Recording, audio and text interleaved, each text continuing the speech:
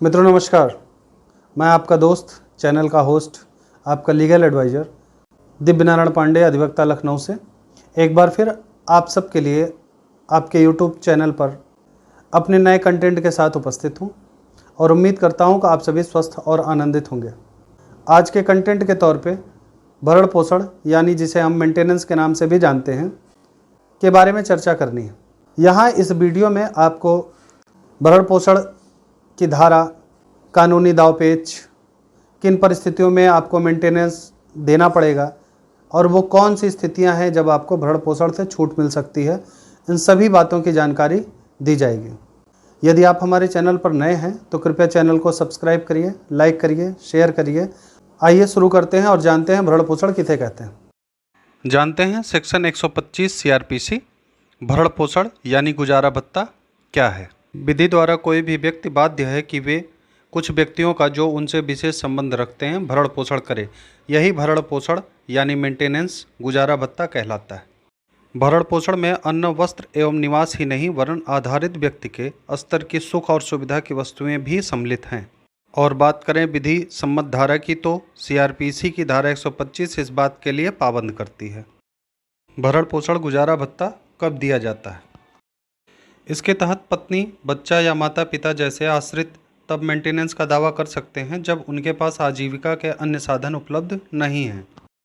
भरण पोषण कितने तरह का होता है?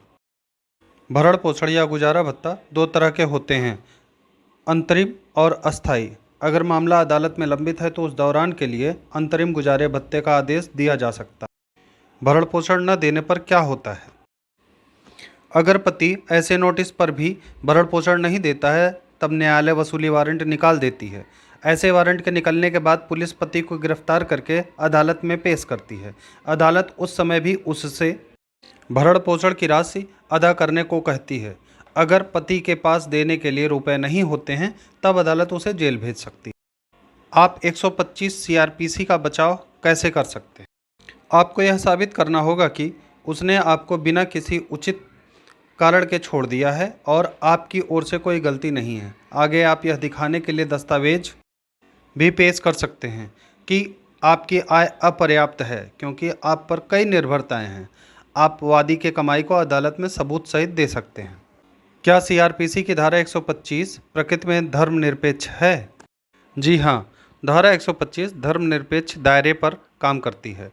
हालांकि हर विवाह में विवाह को नियंत्रित करने वाले अलग अलग व्यक्तिगत कानून हैं, फिर भी रखरखाव किसी को बनाए रखने या संरक्षित करने की प्रक्रिया है। साहबानो केस 1985 में माननीय सुप्रीम कोर्ट ने कहा कि धारा 125 CRPC के तहत रखरखाव का प्रावधान एक धर्मनिरपेक्ष प्रावधान है जो सभी नागरिकों पर लागू होता है, चाहे उनका धर्म कुछ भी हो। भरण पोषण का हकदार कौन कौन होता है?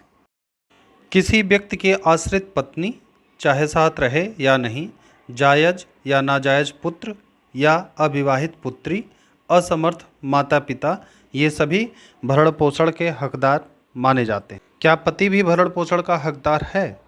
शारीरिक या मानसिक विषमता वाली स्थिति में सक्षम कमाई वाली पत्नी से भरण पोषण का हकदार है, यानी कुछ विशेष परिस्थितियों में ही भरण पोषण का अधिकार मिल सकता है। कब भरण पोषण का दावा नहीं किया जा सकता है? जब पत्नी अनुचित तरीके से किसी अन्य के साथ रहती हो या पति से अकारण अलग रहे, पुत्र बालिग हो गया हो और अपना पर्याप्त कमाई करता हो, पुत्री विवाहित हो गई हो और माता पिता जिनकी पर्याप्त कमाई हो रही हो, ऐसे सभी भरण पोषण का दावा नहीं कर सकते। क्या तलाकशुदा पत्नी भरण पोषण का दावा कर सकती है? पत्नी अपने पूर्व पति से रखरखाव का दावा करने की हकदार होगी जब तक कि वह अविवाहित रहती है या खुद को बनाए रखने में असमर्थ होती है। यदि इस कंटेंट से जुड़ा हुआ कोई भी प्रश्न आपके मन में है और उसका उत्तर इस वीडियो में नहीं दिया गया है तो आप कमेंट के माध्यम से अपने प्रश्न रख सकते हैं। मेरा प्रयास होगा कि आपके प्रश्नों के उत्तर दिए जाएंगे। वीडियो को आखिरी तक देखने के लिए आप सभी का बहुत बहुत धन्यवाद। मिलते हैं अपने अगले वीडियो में, तब तक के लिए नमस्कार।